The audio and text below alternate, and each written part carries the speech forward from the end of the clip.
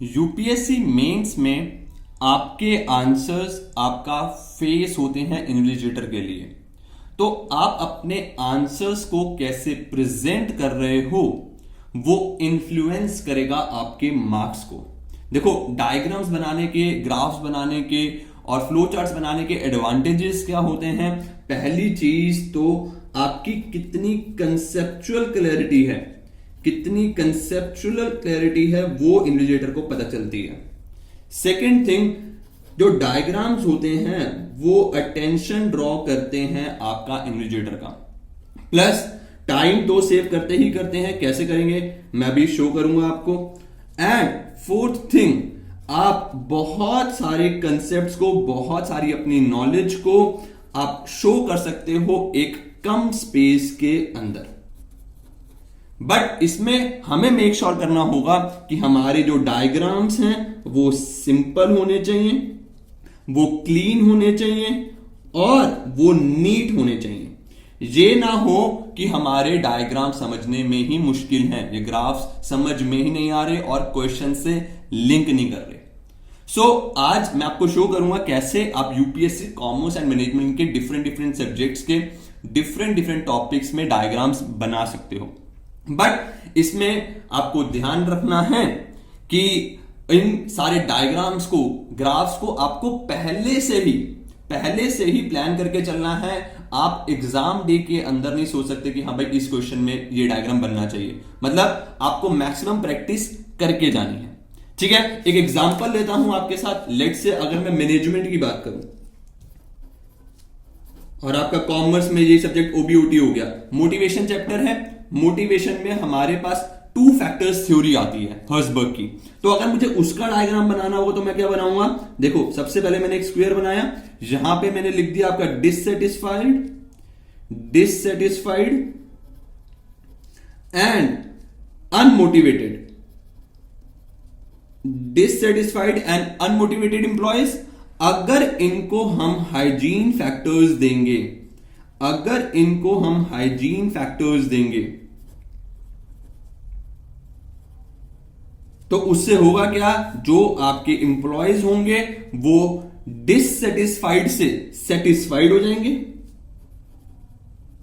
Satisfied रहेंगे plus unmotivated रहेंगे। उसके बाद अगर आपको मोटिवेशनल फैक्टर्स देने पड़ेंगे,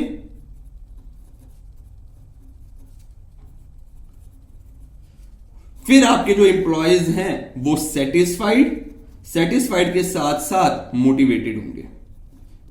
तो ऐसे डायग्राम्स आप यूज कर सकते हो और इसके नीचे आप हाइजीन फैक्टर्स मेंशन कर सकते हो, आप मोटिवेशनल फैक्टर्स मेंशन कर सकते हो। सिमिलरली अगर मैं मैस्लो नीड हायरार्की थ्योरी की बात करूं तो ये डायग्राम आपको सभी को पता होगा। तो ये डायग्राम्स आपकी आंसर शीट्स में दिखने चाहिए अगर क्वेश्चन आ रहा है। यहां पे आपकी सेल्फ एक्चुअलाइजेशन नीड आ गई, स्टीम नीड आ गई, लव एंड बिलोंगिंगनेस नीड आ गई, सेफ्टी नीड्स आ गई, साइकोलॉजिकल नीड्स आ गई। ठीक है, इससे होगा क्या, ये अट्रैक्ट करेगा अटेंशन और प्लस आपने बहुत सारी इंफॉर्मेशन एक छोटी स्पेस में लिख दी। राइट। सिमिलरली अगर जैसे मैं फाइनेंशियल मैनेजमेंट की बात करूं, फाइनेंशियल मैनेजमेंट में हमारे पास बहुत सारी अपॉर्चुनिटीज होती हैं ग्राफ्स बनाने की। जैसे एग्जांपल ले लूं, अगर कैपिटल स्ट्रक्चर थ्योरीज की बात करूं तो उसमें आपका नेट इनकम अप्रोच आती है। नेट इनकम अप्रोच में आप ग्राफ बना सकते हो कि हाँ भाई हमारा कॉस्ट ऑफ डेट कॉमन रहता है, कांस्टेंट रहता है, कॉस्ट ऑफ इक्विटी आपका कांस्टेंट रहता है। अगर लिवरेज लेगी फर्म, लिवरेज का एडवांटेज लेगी तो जो ओवरऑल कॉस्ट ऑफ कैपिटल है वो डिक्रीज करेगा। राइट। सिमिलरली अगर मैं नेट ऑपरेटिंग इनकम की बात कर लूं, नेट ऑपरेटिंग इनकम की, तो इस केस में क्या होगा कि आपका जो कॉस्ट ऑफ डेट है वो कांस्टेंट है, आपका कॉस्ट और ओवरऑल कॉस्ट ऑफ कैपिटल भी कांस्टेंट रहता है, बल्कि कॉस्ट ऑफ इक्विटी इंक्रीज करता है। तो आप डायग्राम्स और ग्राफ्स बनाओ।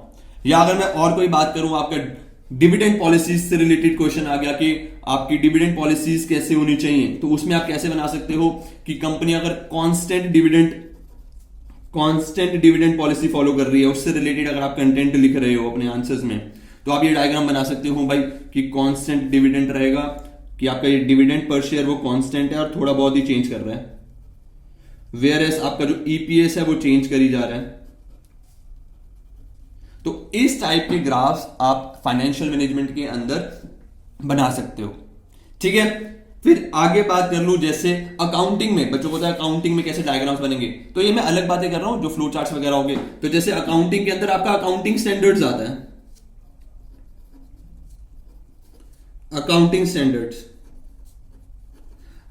स्टैंडर्ड्स में जैसे इंड एस 2 की बात करूं, इन्वेंट्री वैल्यूएशन वाले की, तो उसमें आपसे कॉस्ट ऑफ इन्वेंट्री की बात होती है। जब कॉस्ट ऑफ इन्वेंट्री में हम डिवाइड करते हैं ना, कॉस्ट ऑफ परचेज आ गया, फिर उसके बाद आपके पास कॉस्ट ऑफ कन्वर्जन आ गया, फिर उसके बाद अदर कॉस्ट आ गया। तो ऐसे फ्लो चार्ट्स आप इजीली अपने आंसर शीट्स में बना सकते हो, राइट। अब मैंने बहुत सारे स्टूडेंट्स की आंसर कॉपीज चेक करी हैं, मैंने जनरली क्या पाया है कि स्टूडेंट्स आंसर सही लिख रहे हैं, प्रेजेंटेशन में प्रॉब्लम है, या तो बहुत ही जनरल आंसर लिख देते हैं, एक इशू ये रहता है, या ग्राफ्स, डायग्राम्स और फ्लो चार्ट्स मिसिंग होते हैं आपके आंसर से। जैसे एक एग्जांपल और मेरे माइंड में आ रहा है, जैसे अगर हम अमेलगमेशन या इंटरनल रिकंस्ट्रक्शन वगैरह के क्वेश्चंस करते हैं, तो अमेलगमेशन का क्वेश्चन आया है, तो आपके पास आप दिखा सकते हैं कि अगर एक कंपनी है और बी कंपनी है, दोनों मिलके ए बी कंपनी बना रहे हैं। वहीं आपका एब्जॉर्प्शन है, तो एक बड़ी कंपनी है बी, और उसमें एक छोटी कंपनी ए मिल रही है, और सिर्फ मिल रही है, जो नई कंपनी बन रही है वो बी ही रह रही है, कोई नई कंपनी नहीं बन रही। तो इधर प्रेजेंट हो रहा है कि ये दोनों एमलगमेट हुए हैं और यहां पे एब्जॉर्ब हुई है ए कंपनी आपकी बी कंपनी में, राइट।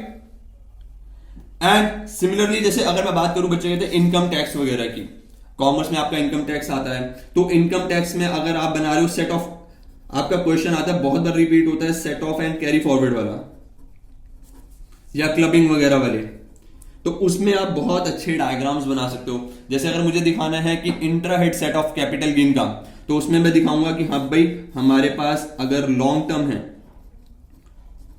टर्म कैपिटल गेन है, उसका अगर मेरे पास प्रॉफिट लॉस, सिमिलरली अगर शॉर्ट टर्म है उसका प्रॉफिट और उसका लॉस। ये मैं आपका वो बना रहा हूं intra head set of capital gains, ठीक है, कैपिटल गेन्स का इंट्रा हेड सेट ऑफ। तो इसके जो शॉर्ट टर्म के लॉस हैं वो शॉर्ट टर्म के प्रॉफिट से तो सेट ऑफ हो सकते हैं, साथ साथ आपके लॉन्ग टर्म के प्रॉफिट के साथ भी सेट ऑफ हो सकते हैं। बट जो लॉन्ग टर्म के लॉसेज हैं वो सिर्फ आपके लॉन्ग टर्म के ही प्रॉफिट के साथ सेट ऑफ हो सकते हैं। तो यहां आपने प्रेजेंट कर दिया कि आपके जो शॉर्ट टर्म के लॉसेज, लॉन्ग टर्म के लॉसेज हैं वो शॉर्ट टर्म के प्रॉफिट के साथ सेट ऑफ नहीं हो रहे, राइट। सिमिलरली अगर हेड्स के अंदर हमें सेट ऑफ दिखाना है, तो पांचों हेड्स बना दिए आपने, पांचों हेड्स बना दिए, सैलरी, हाउस प्रॉपर्टी, आपने पीजीपीपी, सिमिलरली कैपिटल गेन और अदर सोर्सेस।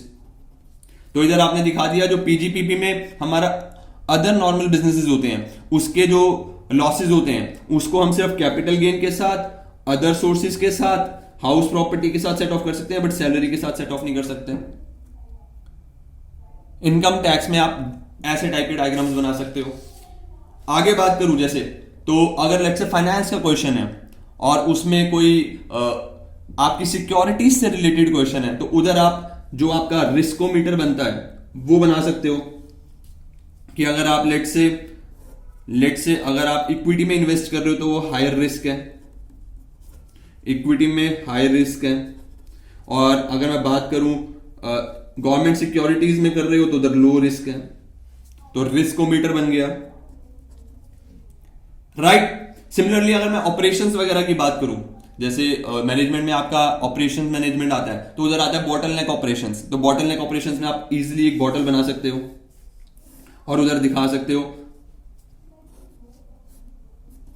कि आपका यहां पे ऑपरेशन 1 है, ऑपरेशन 2 है, ऑपरेशन 3 है, एक ऑपरेशन 4 है जिसकी वजह से जो आपका प्रोडक्ट आउटफ्लो है वो रिड्यूस हो रहा है, राइट। तो ये सारे डायग्राम्स अपने कॉमर्स एंड मैनेजमेंट के आंसर्स में आप यूज कर सकते हो। बाकी जो 2D डायग्राम्स वगैरह हैं, आपको एडवांटेजेस डिसएडवांटेजेस दिखाने हैं, आई थिंक वो सारे तो आपको पता ही है। आपने यहां एडवांटेजेस लिख दिए, डिसएडवांटेजेस लिख दिए, ये डायग्राम का यूज कर लिया, राइट। फिर आपने सर्कुलर यूज कर लिया। ये सारे कॉमन डायग्राम्स तो आई थिंक आपको पता ही है। 3 डायमेंशंस में आ गया तो ट्राइंगल का यूज कर लिया, 3 डायमेंशंस बतानी है किसी क्वेश्चंस की, आपको प्रोसेस बताना है तो प्रोसेस के डायग्राम्स आपने यूज करे। बट मेक श्योर ये सारे डायग्राम्स आपके आंसर्स में, जब आपकी प्रैक्टिस कर रहे हो, जो आपके नोट्स हैं उसमें बने होने चाहिए, ताकि उससे रिलेटेड जब क्वेश्चंस आए तो आप सोच सको कि हाँ भाई ये डायग्राम मुझे इस आंसर में बनेगा, राइट। इसकी प्रैक्टिस करेंगे तब भी ये इंप्लीमेंट हो पाएगा एग्जाम हॉल में, तभी हम इस अकॉर्डिंग सोच पाएंगे एग्जाम हॉल के अंदर। सो मेक श्योर कि आप इन सारे डायग्राम्स वगैरह को अपने नोट्स में इनकलकेट करो। बाकी जब भी आप आंसर राइटिंग वगैरह करते हो, as you know weekly answer writing तो चल ही रही है, वीकली आंसर राइटिंग, तो मेक श्योर जब मैं आपको आंसर्स इवेल्युएट करके दे रहा हूं, जब हमारे जो मेंटोर्स हैं आंसर्स इवेल्युएट करके दे रहे हैं, आपके आंसर्स कॉपीज चेक करके दे रहे हैं, तो जो वो कमेंट कर रहे हैं, जोन से डायग्राम्स वो बोल रहे हैं, और लेक्चर्स भी होते हैं उसके बाद, तो जोन से डायग्राम्स वो बोल रहे हैं उनको आप याद रखो। क्योंकि मैंने जनरली देखा स्टूडेंट्स क्या करते हैं, एक मैंने मिस्टेक बताई वो सिमिलरली रिपीट हो रही है उनके नेक्स्ट टेस्ट के अंदर। अगर गलतियों को सुधारोगे नहीं तो आंसर राइटिंग का फायदा क्या होगा। तो मेक श्योर जब आप आंसर राइटिंग कर रहे हो वीकली वाली, जो आप सैटरडे संडे सबमिट करते हो, तो उसकी आप इंप्रूवमेंट्स भी देखो कि हाँ भाई क्या क्या रिमार्क्स मिले हैं आपको, ठीक। सो मेक श्योर आप सारे डायग्राम्स याद रखें। So that's all from my side. अगर और भी कोई किसी ने कोर्स परचेज करना हो तो UPSC commerce and management optional के courses are already available. You can visit our website anujjindal.in for that. So video को लाइक कर देना, चैनल को सब्सक्राइब कर देना, और कैसी लगी video make sure comment section में जरूर बताना। चलो bye bye, take care, all the best.